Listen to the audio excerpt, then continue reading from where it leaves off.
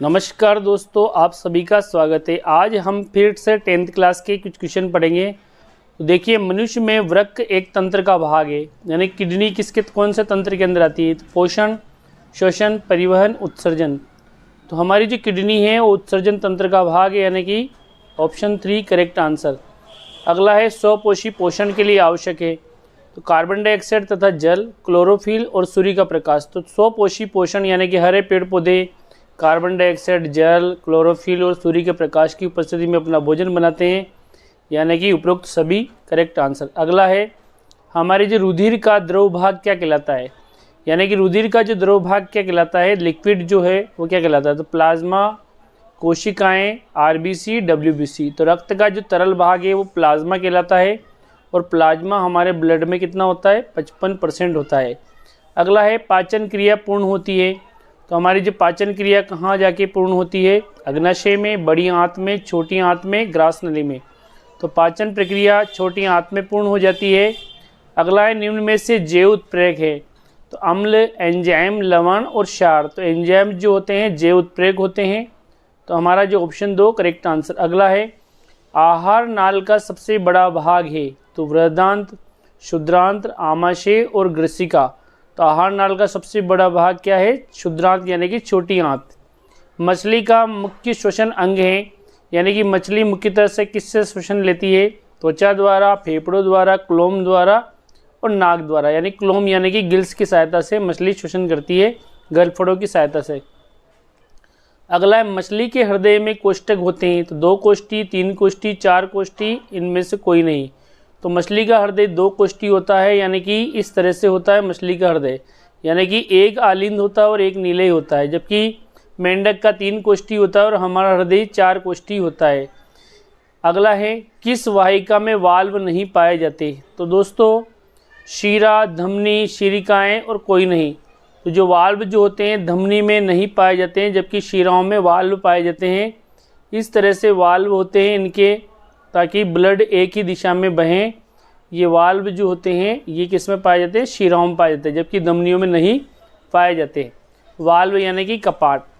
अगला है पादपों में भोजन का परिवहन किस ऊतक द्वारा किया जाता है? तो दोस्तों जाइलम, रेशे, फ्लोएम और कोई नहीं। तो जाइलम जल का परिवहन करता है, रेशे जो होते हैं एब्जॉर्प्शन करते हैं, जल का अवशोषण करते हैं, जबकि फ्लोएम क्या करता है? भोजन का परिवहन करता है। तो ऑप्शन 3 हमारा करेक्ट आंसर। अगला है प्रकाश संश्लेषण क्रिया में ऑक्सीजन बाहर निकलता है जल से, कार्बन डाइऑक्साइड से, ग्लूकोज से और प्रकाश से। तो प्रकाश संश्लेषण प्रक्रिया में जो हमें ऑक्सीजन प्राप्त होती है वो जल के अणुओं से प्राप्त होती है, न कि कार्बन डाइऑक्साइड से, क्योंकि जल जो है हाइड्रोजन और ऑक्सीजन में विभाजित होता है। अगला है रुधिर को हृदय से शरीर का अंगों तक ले जाने वाली नलिकाएं या वाहिकाएं कहलाती है। तो ये होती है धमनियाँ। तो दोस्तों ये धमनियाँ जो होती है ये रक्त को हृदय से शरीर के विभिन्न अंगों तक पहुंचाने का काम करती है, जबकि जो शिराएं जो होती है वो विभिन्न अंगों से अशुद्ध रक्त को हृदय की ओर लाने का काम करती है। तो हमारा इस प्रश्न का आंसर क्या हुआ? हृदय से शरीर के अंगों तक कौन ले जाएगी? धमनियाँ ले जाएगी। धमनियों में कपाट नहीं होते हैं। अगला है रक्त का थक्का बनाने का कार्य करती है। तो प्लेटलेट्स, लसिका, आरबीसी, डब्ल्यूबीसी। तो प्लेटलेट जो होती है रक्त का थक्का बनाती है, यानी कि ब्लड की क्लोटिंग कर देती है। अगला प्रश्न है, देखिए पादप में जल परिवहन के लिए उत्तरदायी है। तो जल के परिवहन के लिए जाइलम है, जैसा कि पहले ही बता दिया, जबकि पोषक पदार्थ यानी कि भोजन के लिए परिवहन के लिए कौन है? फ्लोएम। अगला प्रश्न है पौधे के वायवीय भागों से जल के निष्कर्षण की प्रक्रिया क्या कहलाती है? तो जल के वायवीय भागों द्वारा जल का निष्कर्षण परागण, निषेचन, विसरण, वाष्पोत्सर्जन। तो इसे वाष्पोत्सर्जन, ट्रांसपायरेशन कहते हैं। अगला है अमीबा भोजन किस अंग की सहायता से करता है? तो कूटपाद द्वारा, पैर द्वारा, हाथ द्वारा, मुंह द्वारा। तो कूटपाद यानी कि सुडोपोडिया द्वारा। अगला है मनुष्य की लार में पाए जाने वाले एंजाइम है कि लार के अंदर एमाइलोज, पेप्सिन, ट्रिप्सिन, लाइपेज। तो लार के अंदर एमाइलोज यानी कि टाइलिन एंजाइम पाया जाता है। अगला है जठर ग्रंथियाँ कहाँ पाई जाती है? तो दोस्तों जो जठर ग्रंथियाँ जो होती है वो आँख में, अग्नाशय में, यकृत में और आमाशय में। तो वो आमाशय में पाई जाती है, यानी कि स्टोमच में। वह प्रक्रम जिनके द्वारा शरीर में ऊर्जा का उत्पादन होता है कहलाता है। तो कौन से प्रकरण द्वारा ऊर्जा का उत्पादन होता है? शोषण द्वारा, पोषण द्वारा, उत्सर्जन द्वारा, उत्तेजनशीलता द्वारा। तो जो शोषण प्रक्रिया में जो ग्लूकोज जो होता है, यानी कि जो ग्लूकोज जो होता है C6H12O6, ये ऑक्सीजन के साथ क्रिया करके कार्बन डाइऑक्साइड बनाता है, साथ ही ATP के रूप में हमें ऊर्जा मिलती है इस प्रक्रिया में। अगला है एथेनॉल किस प्रकार के शोषण में बनता है? दहन में, वायवीय शोषण में, अवायवीय शोषण में, इनमें से कोई नहीं। तो दोस्तों अवायवीय शोषण में एथेनॉल का निर्माण होता है यीस्ट के अंदर। अगला है ग्लूकोज का विखंडन होकर पायरुवेट बनता है और यह होती है। तो ग्लूकोज जब विखंडित होता है और पायरुवेट बनाता है तो ये कहाँ होती है? कोशिका द्रव्य में, केंद्रक में, रिक्तिका में, माइटोकॉन्ड्रियम। तो ये कोशिका द्रव्य यानी कि साइटोप्लाज्म में प्रक्रिया होती है, ग्लूकोज पायरुवेट में बदल जाता है।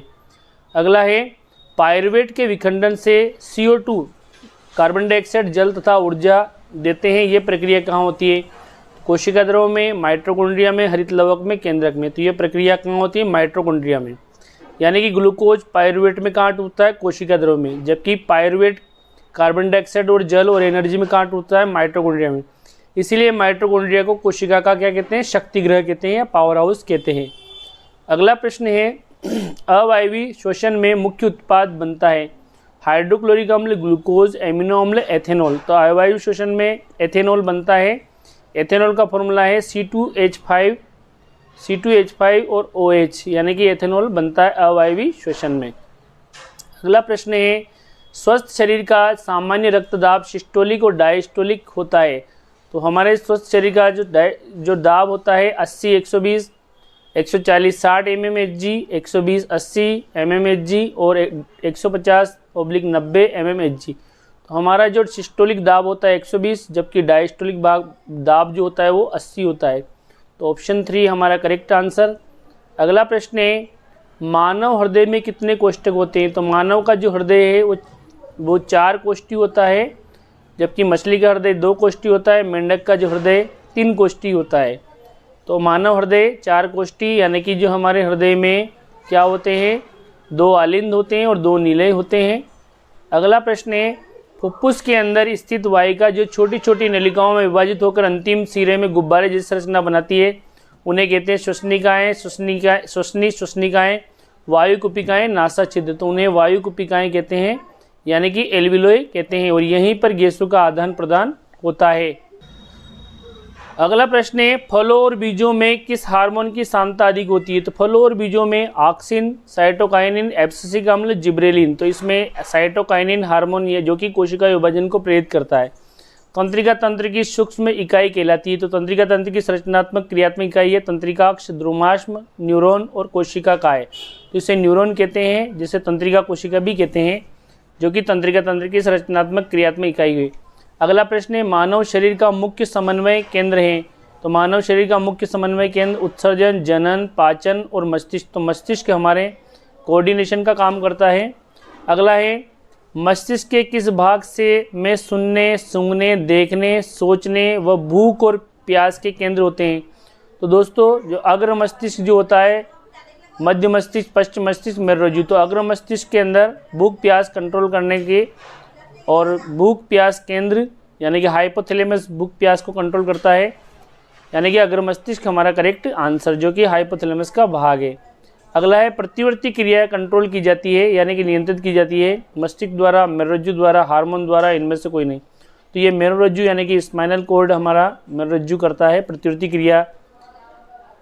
अगला है प्रतिवर्ती चाप कहाँ बनते हैं? तो मेरुरज्जु में, मस्तिष्क में, आमाशय में, क्षुद्रांत में। तो दोस्तों मेरुरज्जु में बनते हैं, यानी कि स्पाइनल कॉर्ड में बनते हैं। अगला है मस्तिष्क उत्तरदायी है सोचने के लिए, हृदय स्पंदन के लिए, शरीर का संतुलन बनाने के लिए, उपरोक्त सभी। तो ये बिल्कुल है, हमारा अग्र मस्तिष्क जो है प्रमस्तिष्क सोचने का काम करता है, यह हृदय स्पंदन अनैच्छिक क्रियाओं पर कंट्रोल करता है, मेडुला ऑब्लिंगेटा, और शरीर का संतुलन जो बनाता है हमारा अनुमस्तिष्क बनाता है।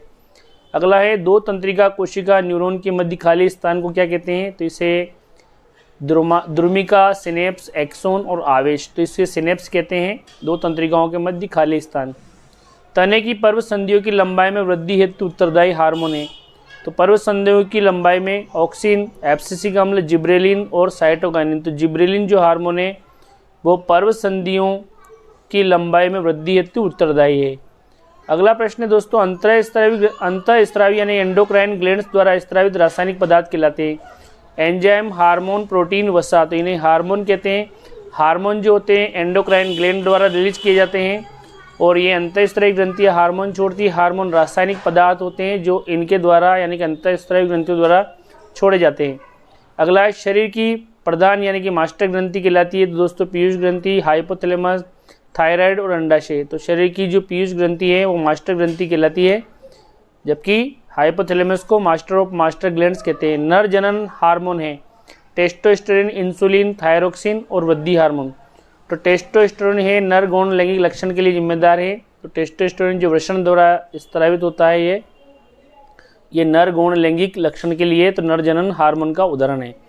अगला है थायरोक्सिन हार्मोन के लिए उत्तरदायी तत्व है। तो थायरोक्सिन हार्मोन बनाने के लिए क्या चाहिए? सोडियम, पोटेशियम, आयोडीन और हाइड्रोजन।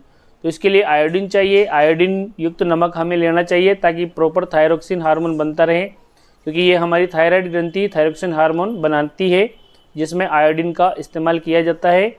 और इसकी कमी से यानी कि थायरोक्सिन हार्मोन की कमी से गलगंड रोग हो जाता है यानी कि घेंगा रोग हो जाता है, जिसे गलगंड या गोइटर रोग भी कहते हैं। अगला प्रश्न है इंसुलिन की कमी से कौन सा रोग होता है? तो एड्स, बेरी, घेंगा, मधुमेह। तो इससे मधुमेह यानी कि डायबिटीज़ रोग हो जाता है, जिससे शुगर की बीमारी भी कहते हैं। जो इंसुलिन जो है ये हमारी बॉडी के अंदर शर्करा का स्तर को कंट्रोल करता है, शुगर के लेवल को कंट्रोल करता है। और ये जो इंसुलिन हार्मोन है ये अग्नाशय की जो लैगरहैंस दीप कोशिकाएं यानी कि मिश्रित ग्रंथि है उसके द्वारा स्रावित होते हैं। उसकी जो बीटा कोशिकाएं हैं वो इंसुलिन हार्मोन स्रावित करती है, जो कि रक्त के अंदर शर्करा के लेवल को कंट्रोल करती है। अगला है थायरोक्सिन हार्मोन की कमी से कौन सा रोग हो जाता है? तो इसकी कमी से दोस्तों घेंगा यानी कि गलगंड रोग हो जाता है।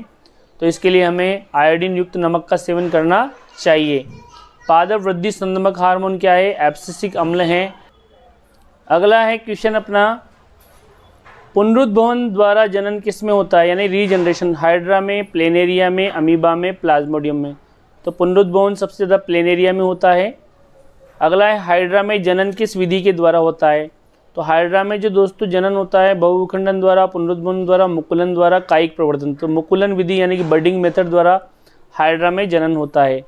अगला प्रश्न है प्लाज्मोडियम में जनन किस विधि के द्वारा होता है? तो बहुविखंडन द्वारा, मुकुलन द्वारा, पुनरुद्भवन द्वारा, बीजाणु समासंग द्वारा। तो प्लाज्मोडियम में बहुविखंडन होता है यानी कि अनेक सारे जो स्पोर्स बन जाते हैं, बहुविखंडन विधि। अगला है पराग कोश में होते हैं। तो बाह्यदल, अंडाशय, अंडप और परागकण। तो पराग कोश के अंदर परागकण होते हैं, पोलन ग्रेन्स होते हैं। अगला है निम्न में से मादा जनन तंत्र का भाग नहीं है। तो मादा जनन तंत्र का भाग अंडाशय है, गर्भाशय भी है, डिंब वाहिनी यानी अंडवाहिनी भी है, जबकि शुक्रवाहिका ये नर जनन तंत्र का भाग है। तो दोस्तों ये गलत आंसर है, मादा जनन तंत्र का भाग नहीं है, ये नर जनन तंत्र का भाग है। पादपों में फल का निर्माण करता है परागकण, अंडाशय, बाह्यदल और दल। तो अंडाशय जो है ये जो परिपक्व अंडाशय है फल कहलाता है। तो अंडाशय ही फल में परिवर्तित हो जाता है। राइजोपस में जनन की विधि है मुकुलन, पुनरुद्भवन, विखंडन, बीजाणु समासंग। राइजोपस में बीजाणु समासंग विधि द्वारा जनन होता है। पत्तियों द्वारा जनन होता है आलू में, ब्रायोफिलम में, गुलाब में, केले में। तो ब्रायोफिलम यानी कि पत्थर चट्टे के अंदर पत्तियों द्वारा प्रजनन होता है, जो कि एक प्रकार का कायिक जनन का उदाहरण है। स्पाइरोगायरा शैवाल में जनन की विधि है तो मुकुलन, पुनरुद्भवन, विखंडन और लैंगिक जनन। तो इनके अंदर विखंडन होता है। स्पाइरोगायरा जो हुए हैं उसके फ्रेगमेंट्स यानी कि टूट जाते हैं और ये जो फ्रेगमेंट टूटते हैं स्वतंत्र रूप से नई कोशिका का निर्माण कर लेते हैं। मानव में निषेचन स्थल है अंडाशय, गर्भाशय, फैलोपियन नलिका, शुक्राशय। तो फैलोपियन नलिका यानी कि अंडवाहिनी, अंडवाहिनी में निषेचन होता है। अंडवाहिनी वह एक नली होती है जो कि अंडाशय और जो गर्भाशय दोनों को आपस में जोड़ती है और यहीं पे निषेचन होता है, यानी कि नर युग्मक शुक्राणु और अंडाणु का जो फ्यूज़न होता है, संलयन होता है, वो फैलोपियन ट्यूब यानी कि अंडवाहिनी में होता है। तो दोस्तों आज हमने यहाँ तक कुछ महत्वपूर्ण प्रश्न देखे, आपके परीक्षा की दृष्टि से बहुत ही महत्वपूर्ण होंगे। देखिए इन पे कालाजार रोग का वाहक है लेशमानिया है। लेशमानिया में जनन द्विखंडन विधि द्वारा होता है। यीस्ट में जनन बहुविखंडन विधि द्वारा होता है और नर जनन हार्मोन क्या है? टेस्टोस्टेरोन, जबकि मादा जनन हार्मोन क्या है? प्रोजेस्टेरोन। डीएनए का पूरा नाम डीऑक्सीराइबोस न्यूक्लिक अम्ल है। और 2 एक कोशिकीय जीव क्या है? अमीबा, पैरामीशियम, यूग्लिना वगैरह। और मादा जनन हार्मोन है एस्ट्रोजन।